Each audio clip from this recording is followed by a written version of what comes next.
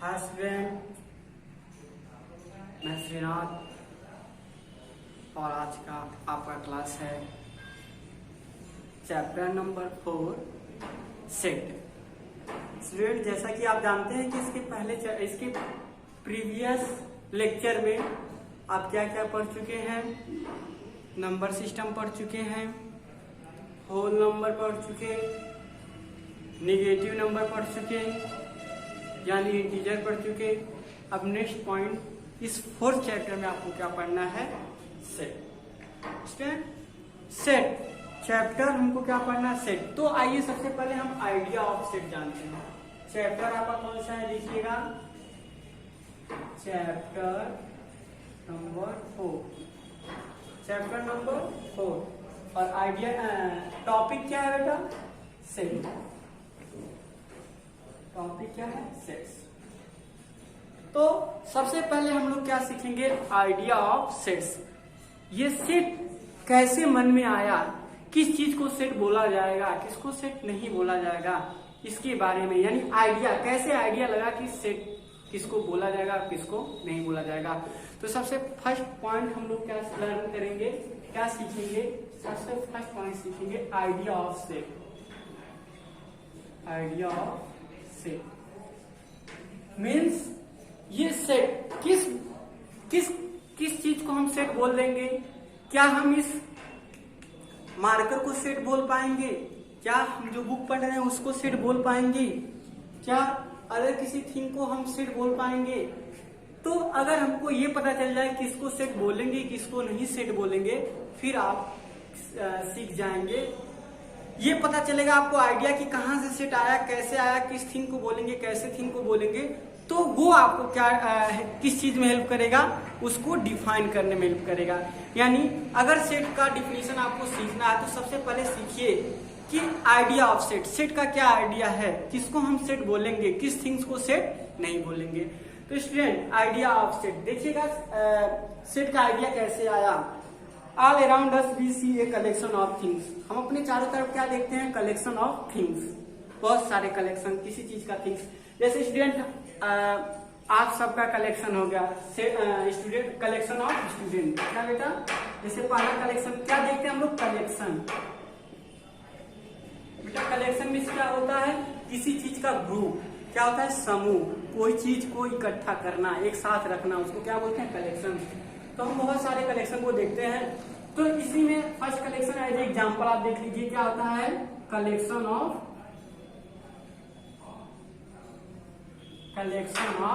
Student हो सकता है। बेटा आप मैथ पढ़ रहे हैं तो कलेक्शन ऑफ फर्स्ट चैप्टर क्या पढ़े थे? नंबर सिस्टम में नेचुरल नंबर। तो कलेक्शन आप क्या हो जाएगा? Natural number. Natural number. बेटा और क्या देख सकते हो? Collection of teacher. टीचर्स का कलेक्शन। आप अदर कोई कलेक्शन ले सकते हैं, कलेक्शन ऑफ बुक। इस तरह से हम लोग क्या देखते हैं? कलेक्शन। बेटा कलेक्शन क्या होता है? किसी चीज का, किसी भी थिंग्स का जो कलेक्शन होता है, एक ग्रुपिंग होता है, उसको हम लोग क्या बोलते हैं? सेट। इस सिंपल वे में आप कह सकते हैं इन मैथमेटिक्स एक कलेक्शन और एक ग्रुप ऑफ थिंग्स, एक कलेक्शन और एक group of things of any kind what ever so it's called set. बेटा अगर हम कोई कलेक्शन लेते हैं, किसी भी थिंग्स का कलेक्शन लेते हैं, तो उस कलेक्शन को हम क्या बोल सकते हैं? सेट। यहां से आपका सेट का आइडिया आया कि हम सेट किसको बोलेंगे? किसी कलेक्शन को बोलेंगे। जैसे पहला कलेक्शन किसका है? Collection of student. बेटा अगर कलेक्शन ऑफ स्टूडेंट कोई बोलता है तो वो किसके अंतर्गत आता है? सेट के अंतर्गत आता है। Collection of natural number set के अंतर्गत आएगा। कलेक्शन ऑफ टीचर, ये सब क्या आएंगे? सेट के अंतर्गत। तो आप इसके बाद आप यहाँ से आइडिया आपको आया कि कोई भी कलेक्शन ले लेते हैं, किसी भी थिंग्स का कलेक्शन ले लेते हैं, तो उसको हम क्या बोलेंगे? सेट बोलेंगे। आपके माइंड में आया तो हम चूज कर सकते हैं। जैसे कलेक्शन ऑफ चेयर, हमारे घर में जो चेयर है, collection of table, collection of TV, ऐसे सेम छोटे छोटे एग्जांपल से आप सीख सकते हैं। तो ये जो कलेक्शन होता है, कलेक्शन वर्ड जो है, ये क्या किस चीज को डिफाइन करने में हेल्प करता है? सेट को डिफाइन करने में। ये किसका आइडिया देता है? सेट का आइडिया देता है। यानी ग्रुपिंग करना, किसी भी सब्जेक्ट का, किसी भी थिंग्स का कलेक्शन क्या कहलाता है? सेट। तो अब आगे देखेंगे, क्या हर एक कलेक्शन को सेट बोल सकते हैं? किसको सेट बोलेंगे? किस कलेक्शन को सेट बोलेंगे? स्टूडेंट वाले कलेक्शन को सेट बोलना है कि नहीं बोलना है? नेचुरल नंबर के कलेक्शन को सेट बोलना है कि नहीं बोलना है? ये दूसरा पॉइंट हमारे माइंड में आता है। तो आइडिया ये आया कि कौन हमको सेट के बारे में बताता है? कलेक्शन, किसी भी थिंग्स का कलेक्शन। अब नेक्स्ट पॉइंट हम जाते हैं, सेट को डिफाइन करते हैं। अंडरस्टैंड? आप लोग अब क्या करेंगे? सेट को डिफाइन। तो नेक्स्ट पॉइंट आप लोग क्या सीखेंगे? Definition of set. बेटा क्या सीखेंगे? Definition of set. Second point आप लोग सीखेंगे डिफिनीशन ऑफ सेट को कैसे डिफाइन किया जाता है। तो बेटा ये जो कलेक्शन वर्ड जो आप बोल रहे थे, collection of all things what ever so, वो कुछ भी हो सकता है। ये आप आइडिया सीखे एक सेट के बारे में। तो अब इसको हम एक प्रॉपर तरीके से लिखते हैं, प्रॉपर तरीके से समझते हैं। क्या हर एक कलेक्शन को हम सेट बोल सकते हैं या कुछ ही कलेक्शन को सेट बोल सकते हैं? तो इसको प्रॉपर वे में हम लोग राइट कर देंगे, प्रॉपर वे में इसको हम क्या कर देंगे? रिप्रेजेंट कर देंगे या शो कर देंगे। वही क्या बन जाता है? डिफिनीशन। तो देखिएगा सेट का डिफिनीशन क्या हो जाएगा बेटा? सेट को एक प्रॉपर वे में डिफाइन किया गया है कि नहीं, हर एक कलेक्शन को आप सेट नहीं बोल सकते हैं। कलेक्शन या तो वो कलेक्शन बिल्कुल पॉसिबल होना चाहिए, या तो आंसर हाँ में ही हो, आपका कलेक्शन हाँ में ही हो, या तो आपका कलेक्शन ना में हो। बट डाउट में आपका कलेक्शन नहीं होना चाहिए। बेटा क्या नहीं होना चाहिए? डाउट में। डाउट मतलब क्या होता है? कंफ्यूजन। किसी भी कलेक्शन को लेकर अगर आपके माइंड में कंफ्यूजन है तो उसे हम सेट नहीं बोलेंगे। अगर आप उस पर परफेक्ट है, कोई कंफ्यूजन नहीं है कलेक्शन में, तो आप उसे क्या बोल सकते हैं? सेट। तो इसी तरीके से सेट को डिफाइन किया गया, सेट को डिफाइन किया गया ये वेल डिफाइंड कलेक्शन। कैसा कलेक्शन बेटा? वेल डिफाइंड, जिसमें कोई डाउट ना हो, जिसमें कोई डाउट ना हो। इसे देखिएगा, well defined. A well defined collection. क्या बेटा? A well defined collection. A well-defined collection is known as sets. बेटा एक वेल डिफाइंड कलेक्शन जो होगा उसको हम क्या बोलेंगे? सेट्स। वेल डिफाइंड मीन्स, यहां पे आप लोग दूसरा पॉइंट सीखेंगे। Well defined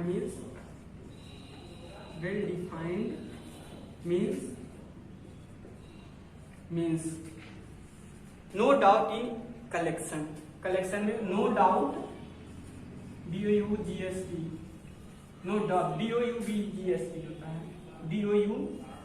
DOUBGST, doubt, no doubt in collection.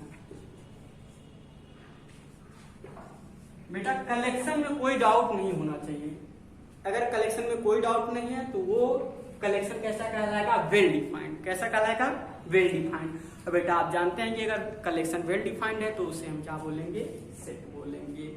तो आपको आइडिया आया सेट किसे कहते हैं, किस शब्द से आया? कलेक्शन से आया। फिर वो कलेक्शन हमको हेल्प किया सेट को डिफाइन करने में। बस थोड़ा सा इंप्रूव कर दिए कि जो वेल डिफाइंड कलेक्शन होगा उसी को हम लोग सेट बोलेंगे अथवा उसे सेट नहीं बोलेंगे। तो बेटा वेल डिफाइंड, और वेल डिफाइंड मतलब क्या समझे कि कलेक्शन में कोई भी डाउट, कोई भी कंफ्यूजन नहीं होना चाहिए। कलेक्शन में कोई भी डाउट अथवा कोई भी कंफ्यूजन नहीं होना चाहिए। अगर ऐसा फॉलो होता है तो उसको हम सेट बोलेंगे, अन्यथा उसको सेट नहीं बोलेंगे। चलो बेटा अब एग्जाम्पल आपको देते हैं, कैसे देखिएगा आप एग्जाम्पल। डिफिनीशन ऑफ सेट ऐसे रहने दीजिए। चलिए अब एग्जाम्पल आपको देते हैं, आप ध्यान से देखिएगा एग्जाम्पल को, फिर आपको अच्छे से समझ में आएगा। जैसे collection of collection of student collection of student यानी विद्यार्थियों का ग्रुप। बेटा ये जो विद्यार्थियों का ग्रुप होता है ये वेल डिफाइंड है ना, इसमें कोई कंफ्यूजन है कि विद्यार्थियों का ग्रुप नहीं होता है। एक क्लास में 40 बच्चे बैठते हैं, 30 बच्चे बैठते हैं, 35 बच्चे बैठते हैं, तो एक ग्रुप क्रिएट करते हैं ना, तो इन सब कलेक्शन यानी स्टूडेंट जितने भी पढ़ने वाले बच्चे हैं उसे क्या बोलते हैं, स्टूडेंट ही बोलते हैं। तो ये स्टूडेंट का जो कलेक्शन होगा ये वेल डिफाइंड होता है, इसी वजह से इसको हम क्या बोल देंगे, सेट बोल देंगे। क्या बोल देंगे बेटा, इसे सेट बोल देंगे। दूसरा पॉइंट आप सीखिए, देखिएगा एग्जाम्पल में, दूसरा एग्जाम्पल ले रहा हूं, कलेक्शन ऑफ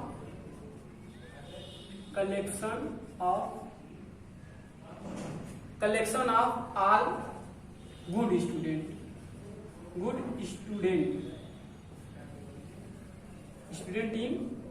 इन क्लास। बेटा collection of good student in a class में collection of all good student in a class, एक क्लास में क्या सभी गुड स्टूडेंट होंगे? बताइए, क्या आपकी क्लास में, आप अपने क्लास का एग्जांपल लीजिए, क्या आप अपने क्लास में पढ़ते हैं तो देखते हैं क्या सभी उसमें टैलेंटेड होते हैं, सभी इंटेलिजेंट होते हैं, क्या सभी गुड होते हैं? नहीं बेटा। देखते हैं आप, कोई उसमें फर्स्ट रैंक लाता है तो कोई बैक बेंचर होता है, या कोई मतलब उसको समझ में नहीं आता, उसका थोड़ा सा लेवल लो रहता है, तो यानी सभी गुड स्टूडेंट नहीं रहते हैं, कुछ गुड रहते हैं और कुछ बैड रहते हैं। अब अपने क्लास में देखते हैं कुछ स्टूडेंट शरारती होते हैं, मतलब सभी अच्छे गुड स्टूडेंट, मतलब गुड स्टूडेंट सभी नहीं होते, कुछ बैड होते हैं और कुछ गुड होते हैं। तो ये क्या, ये जो कलेक्शन है ये कैसा क्रिएट कर रहा है, डाउट क्रिएट कर रहा है ना। बोला है कि एक क्लास में जितने स्टूडेंट होंगे सब गुड होंगे, ऐसा कलेक्शन लेना, तो ऐसा पॉसिबल ही नहीं है, क्योंकि क्लास में गुड स्टूडेंट भी बैठते हैं और बैड स्टूडेंट भी बैठते हैं। तो ये जो एग्जाम्पल है ये कैसा है, डाउटफुल है। कैसा है बेटा, ये एग्जाम्पल डाउटफुल है, DOUBGS, डाउटफुल है। और अगर कोई कलेक्शन डाउटफुल है तो क्या उसे सेट बोलेंगे? नहीं, ये सेट नहीं कहलाएगा और ये सेट कहलाएगा। तो क्लियर हुआ। दूसरा एग्जाम्पल आप सेट नहीं है इसका दे सकते हैं। दूसरा एग्जाम्पल है कि all books in a library are interesting. एक लाइब्रेरी में जितने बुक होते हैं सब इंटरेस्टिंग होते हैं, क्या ऐसा आप मानते हैं? नहीं ना। क्यों? क्योंकि कुछ आपको अच्छे लगते हैं, कुछ दूसरे को अच्छे लगते हैं, कुछ बोरिंग भी सब्जेक्ट होते हैं, जैसे मैथ रख दिया जाए तो आपको बोरिंग लगता है, ठीक है। लेकिन वही जो गुड स्टूडेंट होते हैं या कोई और स्टूडेंट होता है उसको इंटरेस्ट के साथ पढ़ते हैं मैथ, कि हमको मैथ बहुत अच्छा लगता है, हमको इस लाइब्रेरी में जाएंगे तो हम मैथ का बुक पढ़ेंगे। लेकिन कोई जाएगा तो चंपक पढ़ेगा, कहानी की किताब पढ़ेगा, जोक्स की किताब पढ़ेगा। तो ऐसे ये जरूरी नहीं है कि एक लाइब्रेरी में सारी बुकें जो कलेक्शन की गई हैं वो इंटरेस्टिंग ही हो। तो ये डाउटफुल है एग्जाम्पल, इसको हम क्या बोलेंगे? सेट नहीं बोलेंगे। अगर ये डाउटफुल नहीं होता तो इसे हम क्या बोल देते? सेट। क्लियर हुआ बेटा, किसको सेट बोलेंगे, किसको सेट नहीं बोलेंगे। तो ये आपको समझ में आया, सेट, आइडिया ऑफ सेट हो गया, डिफिनीशन ऑफ सेट हो गया। बेटा अब हम नेक्स्ट चीज क्या सीखने जा रहे हैं, इसको देखिएगा। नेक्स्ट चीज हमको सीखना है मेंबर ऑफ सेट। क्या सीखना है बेटा? Member of set. तो आप ध्यान से सुनते रहिए, आप करते रहिए। बेटा आप लोग अपने से नोट बनाया करिए, जो इसमें इंपॉर्टेंट पॉइंट लगे उसको राइट कर लिया करिए। कुछ बातें तो आप सुनते हैं, जैसे मैं कुछ बोल जाता हूं तो वो जरूरी नहीं है कि वो राइट कर दो। तो बेटा जो मेरी बातों को केयर से सुनो और जो उसमें इंटरेस्टिंग यानी जो लगे कि ये अच्छे पॉइंट हैं उसको आप नोट में क्या कर लिया करें, राइट कर लिया करें। तो आप कभी भी वीडियो देख रहे हैं तो आप अपने पेन और कॉपी के साथ बैठा करें, सिंपल वे में, ऐसे रनिंग हैंड राइटिंग में आप क्या करें, उसको नोट कर लें पॉइंट को, क्योंकि ये छोटे छोटे पॉइंट होते हैं जो हम लिख नहीं पाते हैं बल्कि बोल दिया जाता है किसी की भी द्वारा। तो आप बेटा ऐसा करें कि उसको राइट कर लिया करें। तो हम नेक्स्ट पॉइंट क्या सीखने जा रहे हैं, मेंबर ऑफ सेट। क्या सीखने जा रहे हैं? Member of set. क्या सीखने जा रहे हैं बेटा? Member of set. Member means क्या होता है? सदस्य। जैसे बेटा आपका परिवार है, फैमिली है आपका, और आपके फैमिली में आपके पापा क्या है, उस फैमिली के सदस्य हैं, मम्मी क्या है, फैमिली के सदस्य हैं, आप भी फैमिली के पार्ट है ना, तो आप भी फैमिली के सदस्य हैं। तो किसी भी फैमिली का जो पार्ट होता है, जिससे मिलकर वो फैमिली बना होता है, वो क्या कहलाता है, मेंबर। क्या कहलाता है, मेंबर। इन सेम वे देखिएगा, फैमिली ऑफ सेट, सेट की जो फैमिली होगी वो क्या कहलाएगी, मेंबर ऑफ सेट। समझ में आया? देखिएगा, और फैमिली यहां पे आप समझिएगा, family which make set, family which make set, family जो सेट को बनाता है इज